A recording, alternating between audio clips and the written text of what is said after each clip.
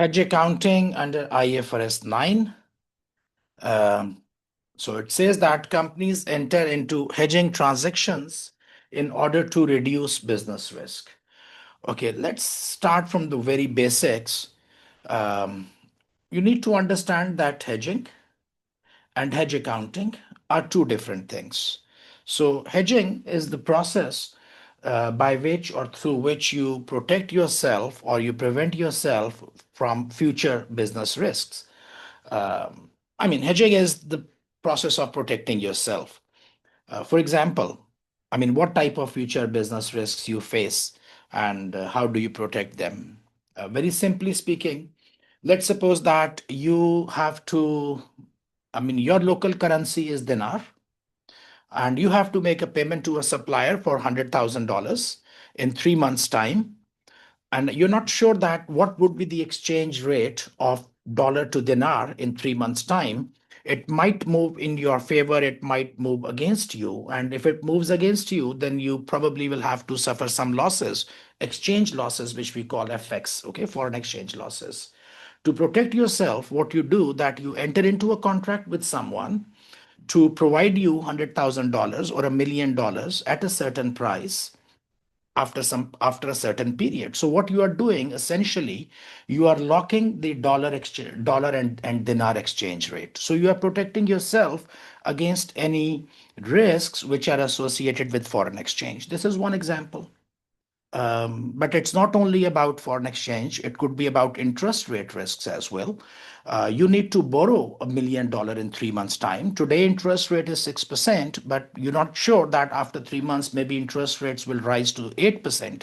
And because you are a borrower, your finance cost would increase. So you want to lock the interest rate. This can also be done. Similarly, manufacturing businesses, they buy a lot of commodities for their production process. For example, you manufacture these shirts, these are made of cotton, and you have already received an order which you must supply in 6 months' time to manufacture and deliver 5,000 shirts. The major raw material is cotton, and you are not sure that what would be the price of cotton in 3 months or in 6 months' time. And if the price in the local market, if the price of cotton it increases in the local market, you already have agreed a price with the customer, so your sales price is already fixed as per the contract with the customer, but your cost of sale would go up if the cotton price rises. So you want to protect yourself against any increase in the prices of cotton, so you make a contract. What type of contract? I'm going to explain you in a while, okay? A very common case is about airlines. Airlines, one of their major cost of sale item is fuel, and fuel prices they regularly fluctuate. And you know that airlines they sell tickets in advance, 3 months in advance, 6 months in advance. So they already have received the payment, their selling price is established. What if the fuel prices increase in 3 months' time? They would be making losses, right? So what they need to do, they also need to fix the price of fuel, and they need to, based on that fixed price of fuel, then they offer the selling prices. So this is a very common practice. We call it hedging. How do you do that? You use different types of instrument. One very common example is derivatives.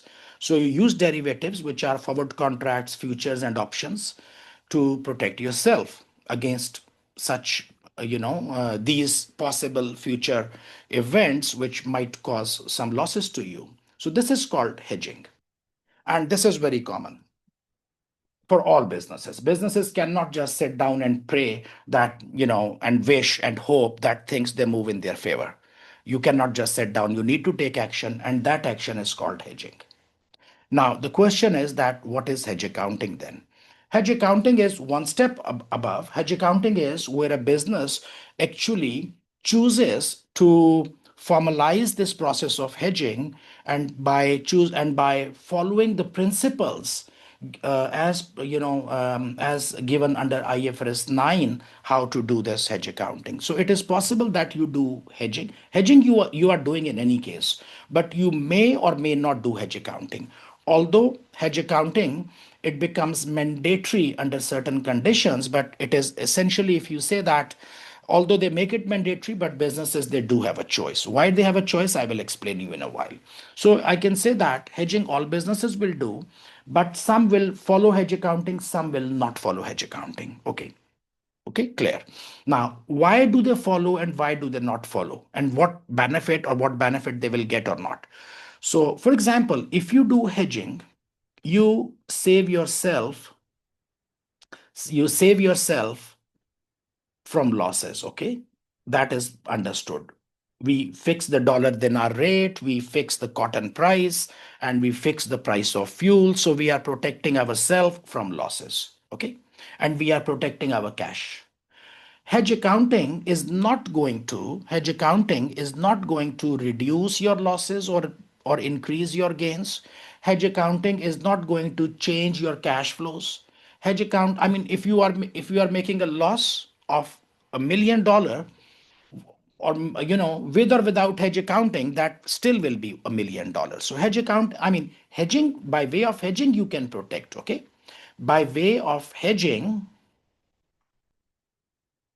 sorry, by way of hedging, you protect yourself. Hedge accounting is not about protecting yourself. Hedge accounting is more about doing proper accounting about that. It's more about the presentation, the presentation of the results of the hedge in the financial statements. So hedge accounting, essentially, it is not going to uh, protect your losses or decrease your losses or change your cash flow. It will not happen.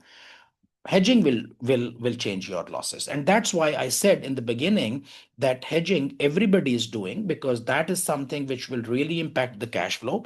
Some people will do hedge accounting, some people will not do hedge accounting. Hedge accounting, if they do, it impacts on, it's a presentation issue on their financial statements. Okay, it is more about the presentation on the financial statements. Anyways, this is a very quick background. Where an item in the statement of financial position or future cash flow is subject to potential fluctuations in value that could be detrimental to the business, a hedging transaction may be entered into. So it says that an item which already existed, where an item in the statement of financial position or future cash flows is subject to potential fluctuations. Future cash flows, like when dollar dinar exchange rate will change, it will impact your future cash flow. When the cotton price will increase, decrease, it will impact your future cash flow. So you do hedging for your existing things and for future items as well. Existing thing, like for example, you have some inventory of goods and it has some market value or fair value, and you are probably concerned that what if the market value of this particular product or particular good goes down, because I already have got 5 million of that in my inventory. So for example, I've got cotton in my existing inventory of 5 million. What if the price of the cotton goes down? I'm going to make loss on that. So do I need to protect myself? Yes, I should. The aim is that where the item hedged makes a financial loss, the hedging instrument would make a gain and vice versa. So what will happen? That you might be making a loss on the hedged item and hedging instrument. So hedge item could be cotton. Hedge item was the dollar. Hedge item was the oil. Okay, this is something which you want to protect. And hedge instrument is that financial instrument which you will use to protect it, which could be a future, an option, or a swap. So the idea is that if I make a loss in here, for example, if the cotton price goes down, if the price of cotton goes down, can I change the market price of cotton? I cannot. That loss, which is on my inventory of cotton, is there, and if it suffers loss, it will suffer loss. I cannot impact the market price. So I make a loss on my inventory, but then on the counter side, if I have done a hedging transaction, I would make a gain on the hedging instrument. So what will happen, that this loss and this gain will settle out, will cancel out each other. Maybe not all of that, maybe some of that. It is quite possible that my loss is 1000 here on the inventory item and my gain on the instrument, because what will happen, that always remember that hedge item and hedge instrument, their value, the value of hedge item and the value of the hedging instrument, they always move in the opposite direction. So if one is making a loss, other should be making a gain. So it is possible that I made $1,000 loss in hedge item, and I would probably have a $800 gain on the hedging instrument, which I had luckily. So I will have a total loss of 200. So it is possible that 1000 is cancelled out with 1000, which is quite rare. But in many cases, a big part of your loss can be recovered. So this is the basic idea. Like I make a loss on the hedge item, I make a gain on the hedging instrument. And it could be vice versa as well. If you make a gain on the hedging item, you might have a loss on the hedging instrument as well. We see one example. It says Pumpkin acquired inventories of coffee beans at 30th November 2016 for their fair value of $1.3 million. So they already have a stock of $1.3 million worth of coffee beans. It is worried that the fair value will fall, so it has entered into a futures contract to sell the coffee for the current fair value in 3 months' time, which is 1.3 million. So they already have $1.3 million worth of inventory. They feel that it might go down. So they enter into a contract to sell the coffee beans at the current fair value, which is 1.3 million. Okay. At the year end, 31st December 2016, the fair value of the coffee is 1.2 million. So they had this coffee beans in their inventory for 1.3 million. End of the year, it has decreased to 1.2 million. If they had not made this hedging contract, clearly there is a loss of $0.1 million. Okay. So there is a $0.1 million loss on the hedge item, which is the coffee bean. This is there. This loss is there. They cannot change the market price. They cannot influence the market price. So if they have not done any hedge process, they would have to record this 1 million loss. But if they have gone through a hedging contract, they have made this, like in this case, they entered into a futures contract, they must be making some gain on that as well. So that loss and that gain will cancel out each other. So this is how it is shown. So it says that,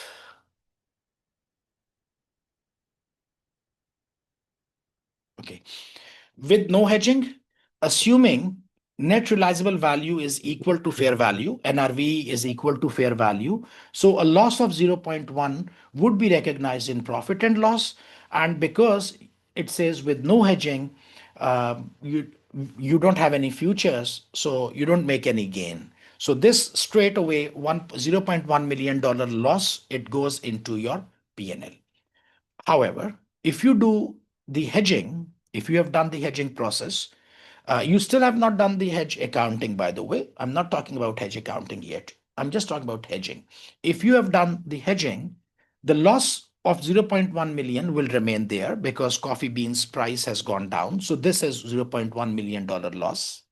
And this loss should be reported in the profit and loss account like this above, like the above scenario. I've got the loss, I have to report it. But there is another side that you already have got a hedging contract. And what your contract said that you have a right to sell it at its current fair value. So you are not going to sell the coffee beans actually, or you might be. It depends on the terms of the contract. So you already have this thing that, oh, I've got the right to sell at 1.3. So 0.1 million is the gain. So what is happening that the future contract, let me be very clear here, it does not give you a right to, you don't have an obligation to sell.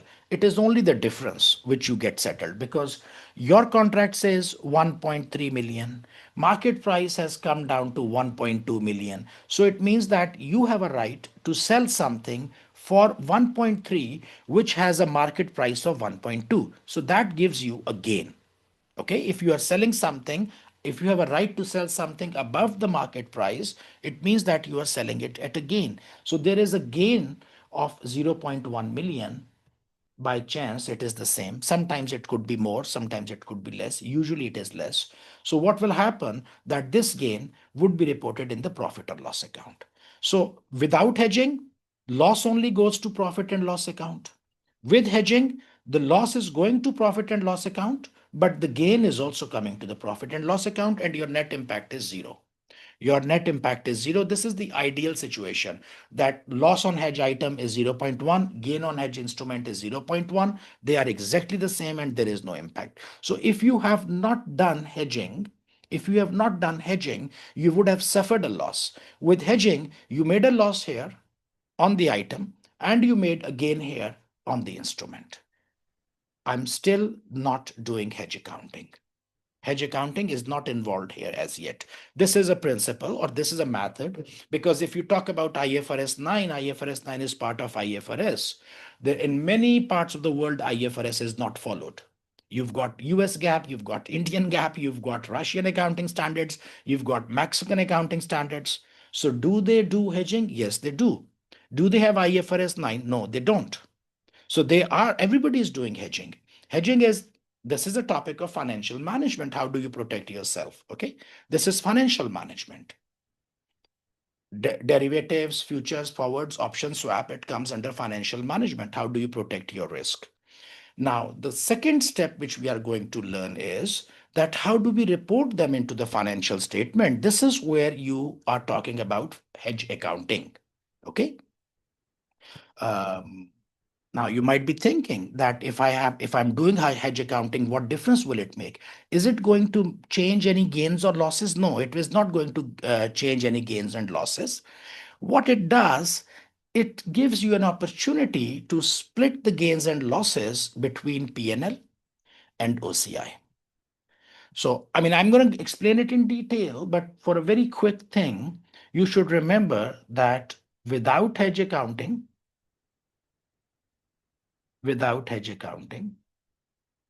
or with hedge accounting. Okay. Hedging you have to do. Hedging you are doing in any case. There is no option that you don't do hedging. You are doing hedging. If you are not doing hedging, you should be fired immediately. So hedging you are doing. Now, question is whether should I do hedge accounting or not? Because everybody says, or at least I have told you, that it is not going to change the numbers. It is not going to change the numbers. It does make some change in presentation. For example, let's suppose that there is a loss on certain transaction. There is a loss of $200,000. I mean, after doing this thing, maybe I made 100,000, 300,000. Okay, let's call it like this. A 300,000 of loss, maybe 100,000 of gain, and the net loss is 200,000. Okay, I did hedging. As a result of hedging, what happened that my loss on the hedge item was 300,000. My gain on the hedge instrument was 100,000. So my net loss is 200,000. Now, whether I do hedge accounting or I don't do hedge accounting, this 200,000 remains there. It's a number. It's a number there. But the difference is, if I without hedge accounting, if I'm not doing hedge accounting, this 200,000, 200K, all of that is reported in profit and loss account. And we know that it goes to profit and loss account. But if I'm following the hedge accounting, there is a possibility that some of that will go to